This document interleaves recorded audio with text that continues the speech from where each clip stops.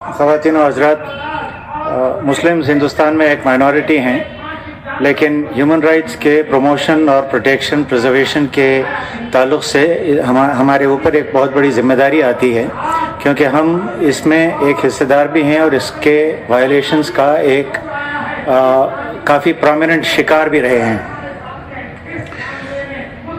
जो लोग हक़ाइक़ बयान करते हैं उनको पसंद नहीं किया जाता। उनको पसंद इसलिए नहीं किया जाता कि वो हमें याद दिलाते हैं कि हम जो आइडियल्स, जो प्रिंसिपल्स, जो वैल्यूज़ लेके निकले थे, जो जवानी में या बचपन में जज्बा रखते थे कि हम दुनिया को बदल देंगे और अच्छी बनाएंगे, वो ख्याल, वो ख्वाब हम रास्ते में कहीं खो देते हैं। और जब हम कामयाबी की तरफ बढ़ते हैं तो हम दुनियादारी में इतने डूब जाते हैं कि ये सही रास्ता जो है चलने का, वहाँ से हम दूर हो जाते हैं। एक साहब ने फरमाया, स्पीकर ने, directive principles of state policy के बारे में। Directive principles of state policy हमारे कॉन्स्टिट्यूशन में वो छोटा सा चैप्टर है जो ये कहता है कि क़वानीन बनाने में पॉलिसी मेकर्स का मंशा क्या होना चाहिए। और हालांकि directive principles of state policy को अदालत के ज़रिए एनफोर्स नहीं किया जा सकता, क़ानून बनाने के वक्त पॉलिसी मेकर्स के लिए यह जिम्मेदारी होती है कि उन चीज़ों को नज़र में रखें और उनके मुताबिक क़ानून बनाएं। एक मिसाल देता हूं कि एक डायरेक्टिव प्रिंसिपल यह कहता है कि स्टेट की जिम्मेदारी है कि इंटॉक्सिकेटिंग ड्रिंक्स के कंजम्पशन को प्रोहिबिट करे, शराबखोरी को प्रोहिबिट करे। लेकिन आप देखते हैं कि यहाँ पे ग्रीन लेबल पानी एडवर्टाइज होता है, किंगफिशर पानी एडवर्टाइज होता है। हर कोई जानता है कि इश्तिहार किस चीज़ का हो रहा है, लेकिन एक धोखे के ज़रिए होता है। बेचने वाले भी जानते हैं, रेवेन्यू एडवर्टाइजमेंट का टैक्स कलेक्ट करने वाले भी जानते हैं, जुडिशरी भी जानती है और इस्तेमाल करने वाले भी जानते हैं। लेकिन हम सब इस धोखे को काबिल कबूल समझते हैं, क्योंकि हमारे लिए वो एक आसानी का सबब बनता है। इसी तरह से ह्यूमन राइट्स के ताल्लुक से जो कानून है, वो कानून सबके लिए बराबर तरीके से अप्लाई नहीं किया जाता। अगर आप वेल कनेक्टेड हैं, आपके कोई रसूख हैं, तो आप पे मुसीबत नहीं आती है। और अगर आप सादगी से जीने वाले आम शहरी हैं तो आप मुसीबत में फंस जाते हैं।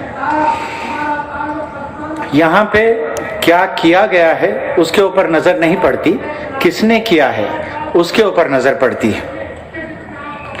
एक एग्जाम्पल, एक मिसाल ह्यूमन राइट्स के वायलेशन का ख़वातीन के ताल्लुक़ से होता है। एक साहब ने फरमाया, हमारे जस्टिस इस्माइल ने फरमाया कि तलाक़ के ताल्लुक़ से जो हालत होती है, तो निकाहनामे में जो अक़्द जायज़ा की तारीफ में आता है, अगर ऐसे क्लॉजेस शरीक कर दिए जाएं जिसमें खातून को तलाक़ का हक़ डेलीगेट किया जाता है और उसमें यह शर्त रखी जाती है कि वो हालात वाकई मौजूद हैं या नहीं जो उसे वो हक़ का इस्तेमाल करने की इजाज़त देते हैं, उसके लिए वो अपने ही घर के कोई दो बड़े रिश्तेदारों से पहले सर्टिफिकेशन करा ले ताकि उस हक़ का गलत इस्तेमाल ना हो। तो आधे मुकदमात जो फैमिली कोर्ट्स में पड़े हुए हैं वो ख़त्म हो जाएंगे अगर उसमें ये क्लॉजेस ऐड कर दिए जाएं कि खुदा न खास्ता तलाक हो तो उसमें कस्टडी का हक़ किसके पास रहेगा, बच्चों की तालीम कैसे होगी, प्रॉपर्टी का ट्रस्ट बनाया जाएगा ताकि आपस में शौहर और बीवी के अलग हो जाने की वजह से मासूम बच्चों के हुकूक पे ख़राब असर नहीं पड़ेगा।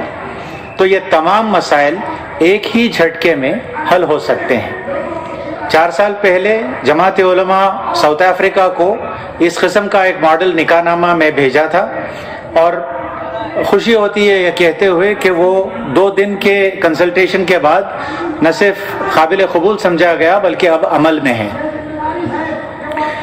5 साल पहले जब ये बम के धमाकों से मुख्तलिफ शहरों में लोग परेशान हुए तो सारे हिंदुस्तान के इंटेलिजेंस एस्टैब्लिशमेंट ने یہ بڑے صاف الفاظ میں قرار دیا کہ اس کے پیچھے مسلمانوں کا ہاتھ ہے. انہوں نے عدالتوں سے کہا کہ ہمارے پاس ہارڈ ایویڈنس ہے، شہادت ہے، ہم نے ٹیپ ریکارڈ کیا ہے کنورزیشنز کو، جس کے تحت یہ ثابت ہوتا ہے کہ یہ ماسٹر مائنڈز مسلمان ہیں. 5 سال کے بعد جب ایک کے بعد ایک حقیقت سامنے آتی ہے نیشنل انویسٹیگیشن ایجنسی کے انویسٹیگیشنز کے بعد کہ اس میں انوالوڈ رائٹ ونگ گروپس کے لوگ تھے، تو مسلمانوں کو چھوڑ دینے سے انصاف نہیں ہوتا. انصاف کا ایک تقاضا یہ بھی ہے کہ اس انٹیلیجنس کمیونٹی کے عہدیداروں سے سوال پوچھا جائے کہ یہ 5 سال تک تم غلط فہمی کے شکار ہونے کے بہانے ہندوستان کی حکومت کو غلط مشورے دے کے غلط پالیسیز اختیار کرنے پہ کس طرح آمادہ کیے. کیا یہ ضروری نہیں ہے کہ ہندوستان کی حکومت ایسے ذریعوں سے آنے والے آئندہ انٹیلیجنس کو قابل قبول نہیں سمجھے اور ان لوگوں سے سوال پوچھے کہ جو ہوا اس کے ذمہ دار کون ہیں، کیسا ہوا، اور ایسے پروسیجرز، ایسے میتھڈز کو بنائے اور عمل میں لائے جس سے یہ یقین ہو کہ آئندہ اس طرح کی حرکت نہیں ہوگی. ایک چیف منسٹر صاحب نے فرمایا، راجدیپ سردیسائی ان کو انٹرویو کر رہے تھے اور انہوں نے پوچھا کہ گجرات 2002 کے بارے میں آپ کو کسی قسم کا ریگریٹ ہے؟ تو انہوں نے بڑے صاف الفاظ میں کہا کہ میں نے گجرات کی عوام کو انصاف کرنے کا حق دیا ہے، انہوں نے انصاف کیا ہے اور وہ پھر کر سکتے ہیں. تو انصاف کرنے کا جو ایک سوورن فنکشن ہے، انصاف کرنے کا حق ایک کانسٹیٹیوشنلی الیکٹڈ چیف منسٹر غنڈوں کے ہاتھ میں دیتا ہے. کیا اس سے پوچھا نہیں جانا چاہیے کہ کیا یہ contempt of court, contempt of judicial authority نہیں ہے؟ اس قسم کا سوال نہیں پوچھا جانا کیا یہ وائلیشن آف ہیومن رائٹس نہیں ہے؟ ڈاکٹر اسرار احمد کی ایک تقریر ہے شرک کی حقیقت، اس میں انہوں نے فرمایا کہ اگر سامنے بت ہے اور اس کی ہم پوجا کرتے ہیں تو بڑے صاف نظر آتا ہے کہ ہم شرک کر رہے ہیں، لیکن کاروبار میں جٹے ہیں، نماز کا ٹائم ہوتا ہے اور ہم کاروبار میں لگے ہیں، نماز کے لیے نہیں جاتے ہیں. تو اس طرح سے آہستہ آہستہ شرک جو انسیڈیوس طریقے سے ہمارے زندگی میں کریپ ہوتے ہوئے چلا آتا ہے اس کو ہم پہچان بھی نہیں سکتے ہیں. تو یہ ہے اصل پہچان ہیومن رائٹس کے وائلیشنز کی.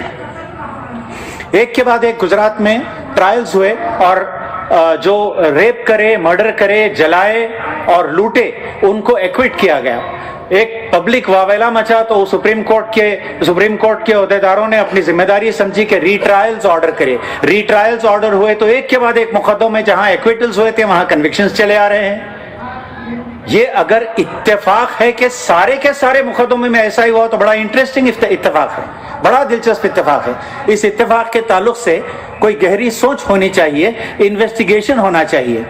اور معذرت چاہتا ہوں، میرا خیال یہ ہے کہ سپریم کورٹ کی ذمہ داری اس بات سے ختم نہیں ہوتی کہ ایسے کیسز میں ری ٹرائل آرڈر کرے.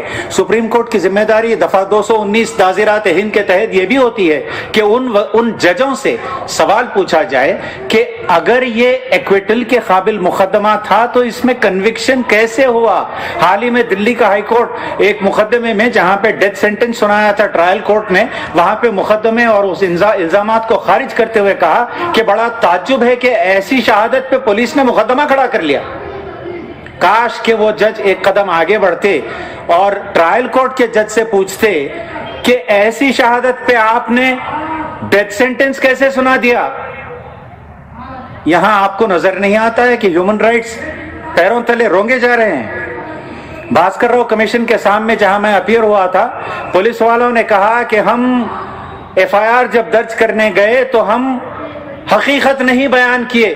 یقین کیجئے حلف لے کے حلفیہ بیان ہے یہ، ہم حقیقت نہیں بیان کیے. وہاں سینئر آفیسر بیٹھا تھا، اس نے کہا ایسے ایسے لکھو تو ہم ایسے ایسے لکھے. ان کے خلاف فیبریکیشن آف فالس ایویڈنس کا مقدمہ ہونا چاہیے یا نہیں ہونا چاہیے؟ یہ مکہ مسجد بلاسٹ 18 مئی 2007 سے کچھ دن پہلے کچھ کمیونسٹ پہ فائرنگ ہوئی تھی تو human rights commission, state human rights commission نے سو موٹو کوگنائزنس لیتے ہوئے آرڈرز پاس کیے تھے کہ ان کے خلاف، ان پولیس والوں کے خلاف جنہوں نے گولیاں چلائی، دفعہ 302 تعزیرات ہند پہ مرڈر کے چارجز لگائے جائیں. اور جب مکہ مسجد پولیس فائرنگ کا واقعہ ہوا تو ہم نے دیکھا کہ ایسی کوئی قسم کی سوچ وہاں موجود نہیں تھی.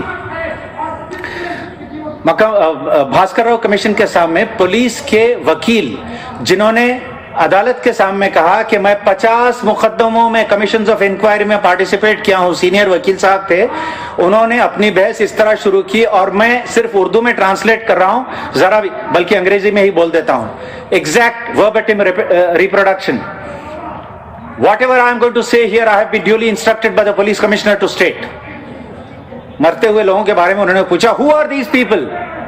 They came from some foreign country, they ruled us, they imposed Urdu on us. Why should there be 4 marriages in Islam? Why should there be a Hajj subsidy? हुकूमत ने न इन स्टेटमेंट्स को न इनके ख्यालात को डिसोन किया, तो मैं क्या समझूं? हुकूमत के नजरिए में मैं शहरी नहीं हूं यहां का.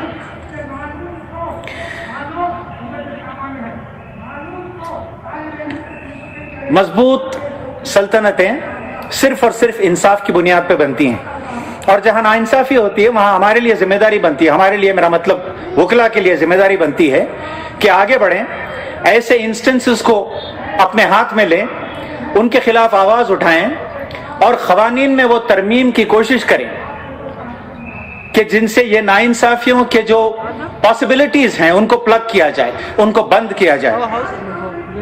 इस्लाम का कैलेंडर रसूलुल्लाह सल्लल्लाहु अलैहि वसल्लम के पैदाइश से या विसाल से नहीं शुरू होता है, हिजरत से शुरू होता है. और उसकी वजह यह है कि सोच, लिखी हुई बात, इसकी जरा भी अहमियत नहीं होती है जब तक कि वो अमल में ट्रांसलेट नहीं किया जाता. और हिजरत वो पहला कदम है, वो इक़दाम है जिससे एक सही निजाम कायम करने की कोशिश की गई थी. वो हिजरत के कॉन्सेप्ट को, वो जज्बे को हमें अपने अंदर रीजेनरेट करना है, रिवाइव करना है. ह्यूमन राइट्स के वायलेशंस तारीख की शुरुआत से होते आए हैं और हो सकता है आखिर तक चलेंगे, लेकिन हिंदुस्तान के एडमिनिस्ट्रेशन और जुडिशल ऑफिशियल्स के फेलियर्स के जरिए एक हकीकत हमारे घर पहुंच के हमें हमारे सामने खड़े होकर नजर आती है, और वो ये है कि आपके हुकूक सेफ नहीं है, महफूज नहीं है अगर आपका पॉलिटिकल पावर जो आपके हिस्से का होना चाहिए वो आपके पास नहीं है. तो पॉलिटिकल पावर हासिल करने के लिए भी आपको इक़दाम करना चाहिए. जो अप्लाइड लॉ प्रैक्टिस करते हैं अदालतों में, उनके मशवरे लेना चाहिए हुकूमत को कवानीन बनाने से पहले, उसमें तरमीम लाने से पहले. एक साहब असगर अली इंजीनियर हैं, वो बोहरा कम्युनिटी के काफी प्रोमिनेंट रिफॉर्मर है महाराष्ट्र के, वो हाल में तशरीफ लाए थे और उनका ख्याल है कि मुस्लिम लॉ को कोडिफाई करना चाहिए. मुस्लिम लॉ की किताब कोई भी पढ़ने वाला जानता है, वहां सेक्शंस के तरह लिखा हुआ है, कोई कोडिफिकेशन की जरूरत नहीं है. एक बड़ी अजीब बात है कि अलीगढ़ मुस्लिम यूनिवर्सिटी कॉन्स्टिट्यूशन के आने से बहुत पहले कायम हुई है, लेकिन एक अलीगढ़ मुस्लिम यूनिवर्सिटी एक्ट लाया गया इस ख्याल से कि अलीगढ़ मुस्लिम यूनिवर्सिटी को एक स्टैट्यूटरी स्टेटस देना चाहिए. उसके बाद जब अलीगढ़ मुस्लिम यूनिवर्सिटी के ताल्लुक से यह कहा गया कि इसको माइनॉरिटी स्टेटस मिलना चाहिए, तो जवाब मिला कि नहीं, ये स्टैट्यूटरी यूनिवर्सिटी है, इसको माइनॉरिटी स्टेटस नहीं मिल सकता है.